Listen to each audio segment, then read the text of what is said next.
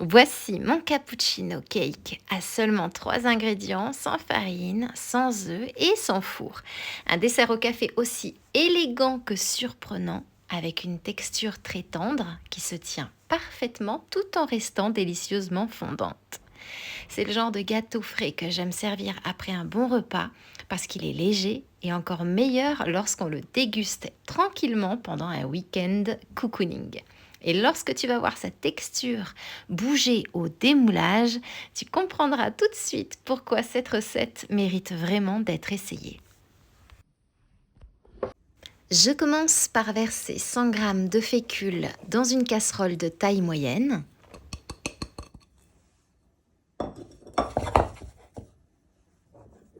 J'ajoute ensuite une petite quantité prélevée sur les 500 ml de lait, puis je mélange avec un fouet manuel pour commencer à bien délayer la fécule.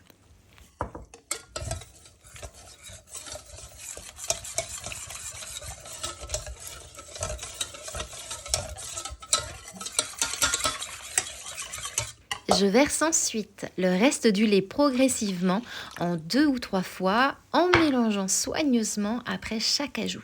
C'est vraiment important de ne pas tout verser d'un seul coup. De cette manière, la fécule se délaye beaucoup plus facilement et la préparation reste parfaitement lisse sans aucun grumeau. Puis j'ajoute 300 ml de cappuccino déjà préparé et sucré. C'est bien le cappuccino que j'utilise ici qui donne son nom à la recette. Tu peux cependant choisir un autre café déjà sucré. Je mélange une nouvelle fois, puis je place la casserole sur feu moyen. Je fais cuire la préparation pendant seulement quelques minutes en mélangeant presque continuellement pour éviter qu'elle n'accroche au fond de la casserole.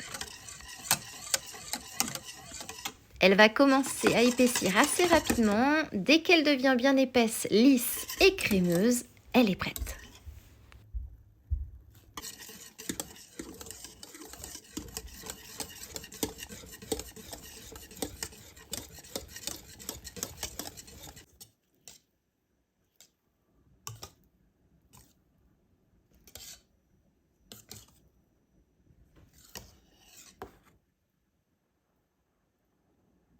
Je verse immédiatement la préparation dans un moule rectangulaire, de préférence en silicone, car il facilitera vraiment le démoulage. Je répartis bien la préparation dans le moule, puis je le place au réfrigérateur pendant toute une nuit.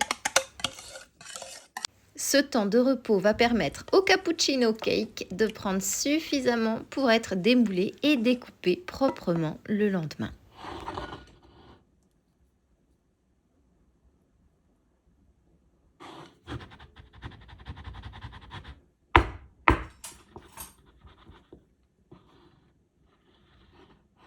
Le lendemain, je retourne délicatement le moule sur une assiette de service, puis je démoule mon gâteau. Et voilà!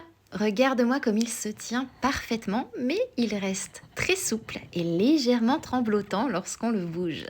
Ce n'est pas une gelée, sa texture est bien plus tendre et crémeuse, un peu comme celle d'un gâteau flan très fondant. Pour la finition, je saupoudre un peu de cacao non sucré sur le dessus. C'est entièrement facultatif et il ne compte donc pas parmi les 3 ingrédients, mais je trouve qu'il apporte une très jolie finition. Je peux maintenant découper une belle part. Comme tu peux le voir, le gâteau se tient très bien à la découpe.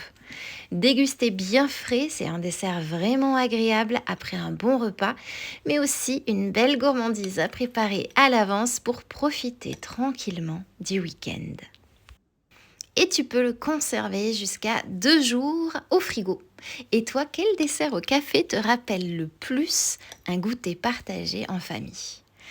Et en attendant, moi, il ne me reste plus qu'à te souhaiter une délicieuse dégustation.